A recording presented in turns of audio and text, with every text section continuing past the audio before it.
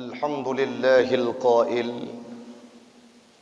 ألا بذكر الله تطمئن القلوب والصلاة والسلام على سيدنا محمد أصحاب العقول وعلى آله وصحبه ذوي الغفور أما بعد فقال الله تعالى في القرآن الكريم أعوذ بالله من الشيطان الرجيم بسم الله الرحمن الرحيم فاذكروني أذكركم واشكروا لي ولا تكفرون وقال تعالى في آية أخرى يا أيتها النفس المطمئنة ارجعي إلى ربك راضية مرضية فادخلي في عبادي وادخلي جنتي صدق الله العظيم وصدق النبي رسوله الكريم ونحن على ذلك من الشاهدين والشاكرين إلهي أنت مقصودي ورضاك مطلوبي أعطني محبتك ومعرفتك. Jamaah sidang salat qiyamul lail, i'tikaf dan berzikir muhasabah yang kami muliakan. Marilah di awal perjumpaan kita dalam waktu yang teduh ini kita memuja dan memuji Allah empunya alam semesta, Allah yang telah memberikan kita kesempatan, Allah yang telah menggerakkan hati kita, meninggalkan kemewahan tidur, meninggalkan kelelapan tidur, meninggalkan indahnya waktu di tengah malam untuk kita beristirahat. Kita alokasikan waktu tersebut untuk beriktikaf di masjid yang mulia ini, yakni Masjid Jami Kota Luksmawi. Selawat dan salam keharibaan baginda Rasulullah sallallahu alaihi wasallam, seorang nabi yang dipilih oleh Allah, yang beliau 10 terakhir Ramadan senantiasa beriktikaf di masjid, tidak pernah beliau menggunakan waktunya untuk hal yang lain kecuali beribadah dan bermuraqabah kepada Allah. Salawat dan salam kepada al dan sahabat beliau sekalian yang telah memberikan kontribusi terbaik mereka untuk Islam, agama yang kita cintai. Yang kita hormati guru kita bersama, Imam Syekh Masjid Jami Kota Luksmawi, Ketua BKM, jamaah sidang iktikaf sekeyakinan, seakidah yang kami muliakan, yang tidak mungkin kita sebutkan namanya satu persatu. InsyaAllah semuanya kita akan dimuliakan oleh Allah. Jamaah sidang i'tikaf yang kami muliakan, Allah berpesan dalam sebuah firman-Nya, ala bidzikrillahi tatma'innul qulub. Ketahuilah bahwa dengan berzikir itu akan mampu menenangkan hati setiap manusia. Dalam tafsir Ibnu Katsir, dalam tafsir Jalalain dijelaskan bahwa ay qulubil mu'min, artinya itulah hati-hati orang yang beriman.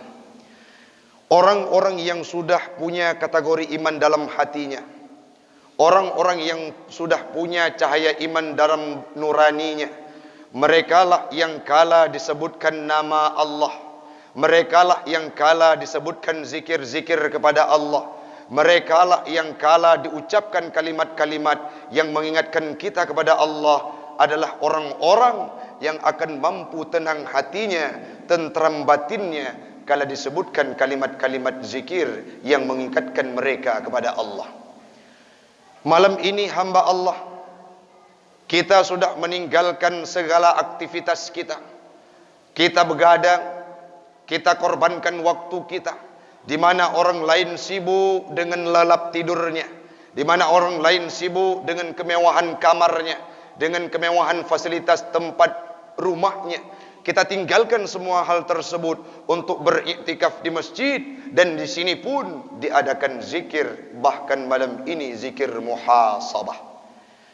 Ala bizikrillahi tatma'innul qulub. Kitalah hari ini, kitalah malam ini yang sudah terpanggil batinnya untuk berzikir kepada Allah, nanti didengungkan kalimat-kalimat yang mengingatkan kita kepada Allah, kala itu hati kita terasa tenang, maka termasuk kita sebagai hamba Allah yang termasuk dalam kategori qulubil mu'min.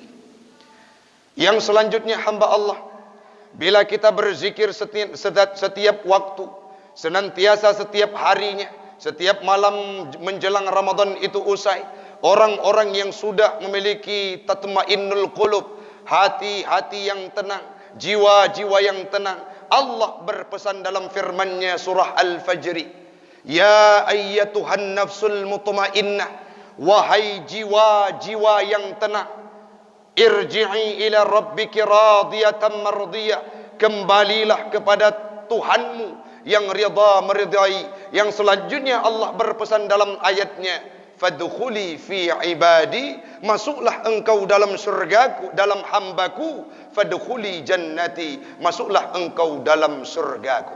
Siapa mereka? Orang-orang yang sudah mengemban nafsu mutmainnah yang senantiasa dihasilkan dari sebab mereka berzikir kepada Allah. Puasa juga demikian hamba Allah.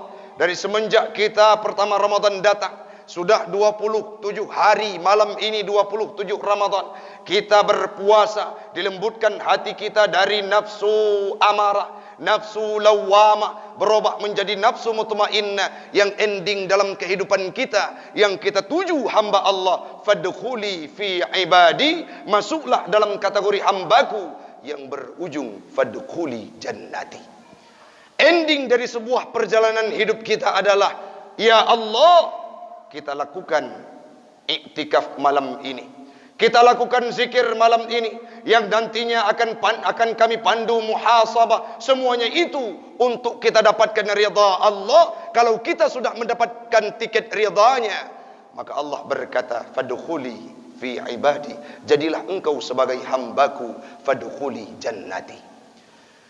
Seandainya saya, Anda dan kita semua malam ini ingin meraih surganya Allah karena ibadah yang kita lakukan, tengku long kubah rumah, long tinggalkan kemewahan di sana. Saat malam-malam akhir Ramadan, saya korbankan semua waktu saya untuk beriktikaf di masjid, guna untuk dimasukkan dalam surga karena ibadah. Kalau itu harapan kita hamba Allah, beriktikaf malam ini perlu kepada surga Allah, itu jauh panggang dari api. Kenapa demikian? Ibadah kita, kalau kita kalkulasi dengan nikmat dan rahmat yang diberikan oleh Allah terhadap kehidupan kita hamba Allah, tak pantas rasanya kita yang berada di bawah atap masjid jami ini memohon surganya Allah. Kalau kita beribadah karena takut kepada nerakanya Allah, tak sanggup kita bendung dengan sebab iktikaf kita, dengan sebab zikir kita, dengan sebab doa kita, dengan sebab ibadah kita untuk menutup nerakanya Allah.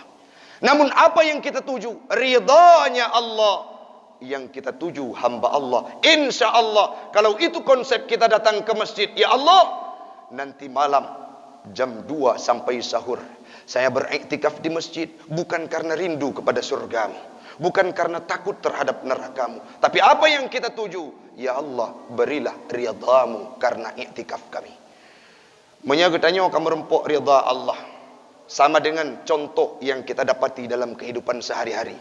Long tumes secuil kasih sayang, perhatian dari seseorang, segala apapun yang kita butuh terhadap orang tersebut, maka dia akan leluasa untuk memberikan kepada kita. Kenapa? Karena hatinya sudah terpikat dengan kita. Begitu juga dengan Allah Ta'ala. Kalau Allah sudah, hatinya sudah kita ketuk, Allah sudah terpikat dengan kita, Allah sudah mendapatkan ridha terhadap kita, sudah mendapatkan ridhanya, maka yakinlah hamba Allah, kita akan masuk dalam surganya Allah fi ayil bab, dari segala penjuru pintu yang kita kendaki. Imam Al-Ghazali pernah diceritakan oleh murid beliau, suatu ketika setelah beliau meninggal dunia, muridnya menceritakan kepada sahabatnya yang lain bahwa beliau bermimpi Imam Al-Ghazali masuk dalam surga. Kala ditanyakan, kenapa ya Imam, engkau masuk dalam surganya Allah? Apakah karena ibadahmu yang luar biasa, engkau termasuk dalam salah satu ulama tasawuf? Apa jawab beliau? Bukan, wahai muridku. Lantas kenapa ya Imam? Aku masuk surga karena mendapatkan ridha Allah. Dari mana? Saat aku sedang menulis rangkaian kata-kata dalam kitab, ada seekor lalat yang singgah di tintaku. Kubiarkan dia hirup, kubiarkan dia hisap air tersebut karena kehausan.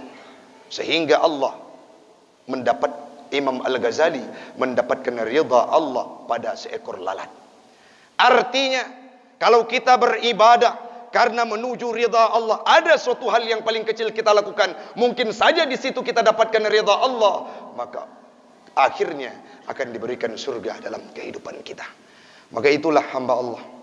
Malamnya mari lo drone gedanya Bandung beriktikaf, pasangkan niat. Ya Allah, di akhir Ramadan ni, Nabi ke ulun tuan, Nabi ke kamu yang na di masjid jami'nya, bejit ke orang yang muttaqin, bejit ke orang yang sudah mengemban nafsu mutmainnah, bejit ke orang yang qulubil mukmin, bejit ke orang yang beri ridha dron. Ya Allah, kamu tepu menyeka ridha dron merempuk dalam kehidupan kamu, akan nepejut sebagai hamba dron, dan berujung kamu akan neptamang dalam syurga dron ya Rabbana. Maka mari malamnya urang siklun, zikir yang kamu lantunkan, adun urang siklun, nepasangkan niat yang ikhlas, baik karena ingin ibadahmu dinilai oleh Allah untuk dimasukkan dalam surga. Tapi mari saban sari digedanya tak iktikaf, semoga karena iktikafnya merumpuk ridha Allah yang insya-Allah kita akan dimasukkan dalam surga. Amin. Amin ya rabbal alamin. Mudah-mudahan menjadi manfaat bagi pribadi saya dan umumnya kepada jamaah sekalian. Di lain waktu dan di lain kesempatan kita akan berjumpa kembali, mengingat ada zikir yang akan kita lanjutkan dan ada muhasabah di ujungnya, supaya waktu kita cukup dan tidak molor. Maka kita sudahi di sini. Insyaallah di lain kesempatan akan kita sampaikan kembali. Hadanallahu wa iyyakum ajma'in. Assalamualaikum warahmatullahi wabarakatuh.